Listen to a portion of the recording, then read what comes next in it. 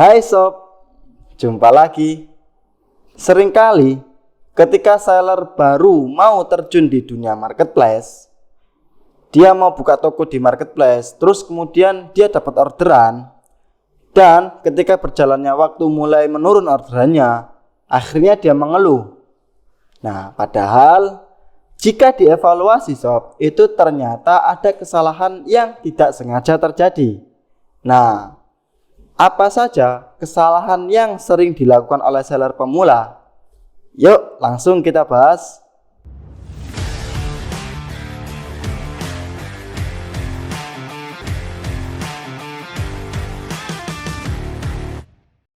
Selamat datang di channel Jagat Jualan, channel yang membahas tentang dunia marketplace secara tuntas tak terbatas bersama saya Cak Ahar. Nah, di video kali ini saya akan menjelaskan beberapa kesalahan yang sering dilakukan oleh seller pemula. Sebelum masuk ke pembahasannya sob, saya mau bercerita sedikit. Saya sering menyimak grup seller Shopee di beberapa sosial media. Nah, kebanyakan banyak seller yang mengeluh. Ketika saya telusuri, ketika saya ajak diskusi, ternyata rata-rata itu seller baru sob. Merasa jarang dapat orderan, terus kemudian bahkan ada yang belum pecah telur, merasa orderannya tokonya anyep, di tanggal event itu seperti tanggal biasa, dan ada juga yang iklan tapi boncos, dan macam-macam sob. Nah, apa sih penyebab dari tersebut? Apa sebenarnya dasar-dasar yang membuat mereka salah itu? Jadi, kesalahan-kesalahan yang sering dilakukan oleh seller pemula yang berdampak pada aktivitas toko mereka itu seperti ini sob. Pertama, penulisan judul yang asal-asalan. Ini sering kali terjadi pada seller pemula sob. Merasa sebuah judul di dalam produk itu sepele. Mereka menulis hanya sekedar dengan feeling mereka saja. Padahal judul ini yang menentukan traffic di produk tersebut sob. Lah yang saya maksud sepele ini, itu mereka menulis judul itu hanya menggunakan feeling sob. Padahal harus diriset terlebih dahulu apakah judul ini sudah tepat pada produk ini, banyak yang mencari atau bagaimana. Misalnya seperti ini sob, ada seller pemula yang punya sebuah brand produk. Nah, dia paham bahwasanya brand produk tersebut itu masih kurang dikenal oleh masyarakat luas. Tapi dia tetap menulis brand produk tersebut di awal judul produk. Untuk apa? Niatnya untuk agar lebih dikenal oleh orang. Tapi algoritma marketplace kan tidak hanya seperti itu sob.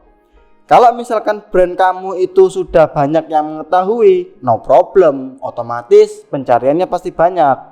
Tapi kalau masih belum banyak yang mengenal sob, nah lebih baik mengganti judul produknya sesuai dengan definisi produknya sob. Terus saya ingin branding nama produk saya, Cak, gimana? Nah, kalau kamu berniat untuk membranding nama brand atau merek produk kamu bisa menaruhnya di belakang. Sembari kamu coba strategi yang lain untuk membangun brand di produkmu tersebut. Lah, ketika produkmu sudah mulai tinggi, kamu boleh menaruhnya di depan sob. Misalnya ada juga contoh seperti ini sob. Kamu menggunakan judul produk yang tidak diketahui oleh masyarakat umum. Misalnya keranji ayam. Ketika kamu menulis produk itu dengan istilah keranji ayam, orang-orang tidak tahu apa itu keranji ayam. Padahal ketika kita ketik di Google, ternyata keranji ayam itu adalah kandang ayam. Lah, di sini masyarakat itu mayoritas menyebutnya kandang ayam. Kenapa saya bilang mayoritas?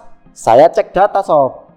Nah, itu tadi salah satu contoh kenapa banyak seller pemula yang menulis judul secara asal-asalan. Ingat sob, judul itu sangat berpengaruh di algoritma, khususnya di marketplace. Jadi jangan asal-asalan ya sob. Nah, kita masuk ke kesalahan yang kedua sob, yakni iklan asal-asalan. Seringkali seller pemula itu beriklan secara asal-asalan sob. Maksud saya asal-asalan seperti apa? Nah, seperti kita ketahui, di marketplace itu ada fitur yang kita bisa beriklankan produk kita. Nah, kita ketika mau beriklan belum tahu konsep beriklan yang bagus itu seperti apa. Misalnya di Shopee itu iklannya itu kan ada istilah per bit, per kata kunci per bit. Karena kita itu merasa bahwasanya iklan itu pasti mendapatkan penjualan, akhirnya kita push tuh biaya kita untuk iklan. Padahal nggak seperti itu konsepnya sob.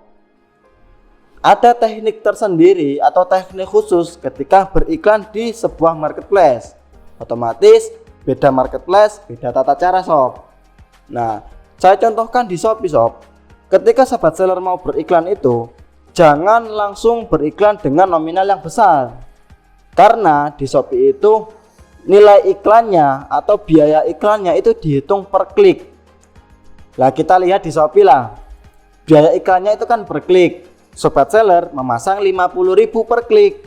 Nah, misalkan kalau yang ngeklik itu 100 orang, bayangkan berapa puluh ribu bahkan sampai ratus ribu sobat seller harus mengeluarkan biaya. Itu pun kalau misalkan dari 100 orang yang ngeklik itu membeli produk sobat seller semuanya. Kalau tidak, nah pasti boncos kan. Harus tahu dulu bagaimana konsep beriklan yang bagus sob. Konsep yang bagus itu mulai dari bit yang terkecil dulu sob. Terus kemudian ukur trafficnya, lihat perkembangannya dari seminggu, 2 minggu. Lah kalau misalkan ini bagus, mulai dinaikkan sob. Tapi jangan langsung naiknya dengan gap yang sangat tinggi sob. Khawatirnya ketika produk sobat seller itu sudah diklik, terus kemudian orang itu ragu membeli, ya akhirnya kan boncos juga. Nah ketika sudah bagus tapi kok ternyata jarang ada yang beli, nah harus dievaluasi dari produknya sob. Jadi perlu dipahami dulu sob bahwasanya iklan itu bukan memastikan calon pembeli membeli produk kita sob.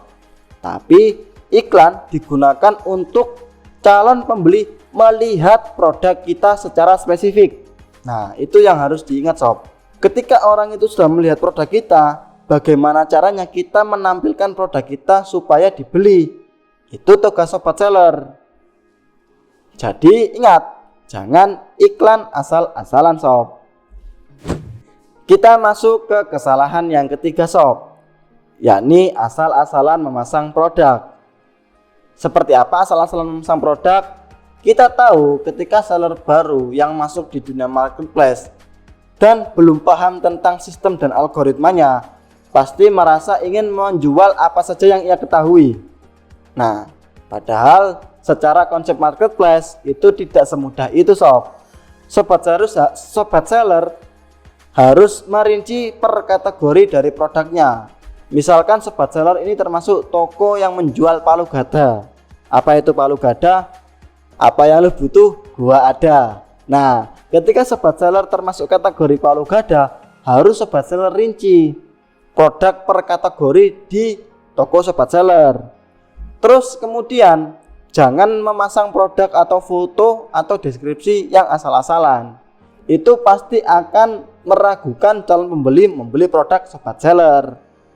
Masih banyak sob saya temui seller-seller itu ketika memasang produk-produk di tokonya itu enggak dipisah per kategori, dicampur jadi satu. Dan kadang ada yang dipisah dalam kategori tapi enggak relevan. Nah itu harus dievaluasi sob. Kita masuk ke kesalahan yang keempat sob, yakni kurangnya memaksimalkan fitur yang ada di marketplace.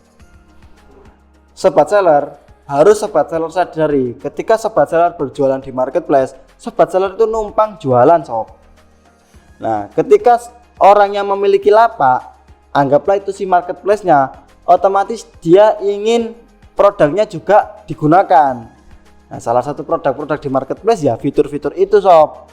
Jadi ada simbiosis mutualisme antara penyedia marketplace dan si pengguna marketplace. Contohnya di Shopee sob, fitur-fitur promosi seperti paket diskon, harga coret, paket bundling, terus kemudian event-event gratis ongkir ekstra dan semacamnya itu harus dimaksimalkan sob. Ketika sobat seller sering menggunakan fitur-fitur yang ada di marketplace, saya jamin marketplace sendiri akan membantu perkembangan toko sobat seller. Tapi kan kalau kita mau ikut fitur-fitur di marketplace itu biayanya banyak cak. Itulah pentingnya bagaimana sobat seller harus mengatur margin profitnya. Nah, kalau misalkan kamu itu terbebani dengan biaya fitur-fitur tersebut atau biaya adminnya sob, kamu harus mengatur margin profitnya agar sehat. Terus gimana itu? Nah, sobat seller harus ukur daya beli masyarakat dan juga harga pasarannya seperti apa. Nggak perlu jadi yang termurah sob agar produk kita laku. Ketika harga kita lebih mahal dari produk yang lain, sobat seller tekankan harus berikan sebuah value yang lebih yang pantas pembeli itu membeli produk sobat seller. Jadi jangan takut kemahalan atau jangan berpatokan dengan harga murah. Seperti itu sob. Kesalahan yang terakhir sob, yakni kurangnya riset. Kenapa saya bisa memastikan kurangnya riset?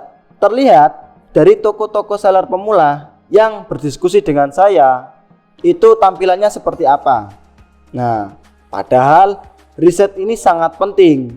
Marketplace ini sob, kita bertarung dengan sistem yang namanya algoritma.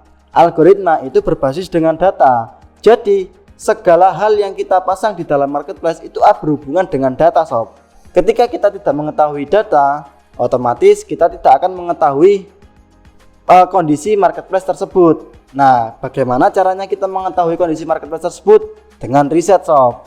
Terus gimana caranya riset? Sebenarnya kalau sobat seller mau mencari tahu, banyak di video-video YouTube, bahkan di channel kami sendiri, itu membahas tentang meriset di marketplace. Tinggal sobat seller mau atau tidak. Kalau sobat seller tidak mau tokonya berkembang, ya silahkan saja. Tapi kalau misalkan sobat seller ingin berkembang, saya jamin sob, dengan meriset pasti akan berkembang. Itu tadi 5 kesalahan yang sering dilakukan oleh seller pemula sob. Jangan sampai ketika sobat seller sudah mengetahui kesalahan-kesalahan itu, sobat seller ulangi lagi. Mungkin video terkait kesalahan-kesalahan seller pemula ini cukup sampai di sini saja. Jika video ini terasa bermanfaat, silahkan share video ini kepada sobat seller yang lainnya, agar sobat seller yang lainnya tema yang kita bahas hari ini. Dan jangan lupa tinggalkan komen untuk kita berdiskusi lebih lanjut sob, atau sobat seller mau menyarankan ingin membahas tentang apa. Jangan lupa klik like and subscribe untuk mengapresiasi kita sebagai konten kreator agar lebih semangat membuat video. Dan terakhir, jangan lupa nyalakan lonceng notifikasi agar sobat seller tidak ketinggalan informasi terupdate terkait dunia marketplace. Mungkin sekian dari saya, kita akan bertemu di video selanjutnya. Salam banjir orderan. See you.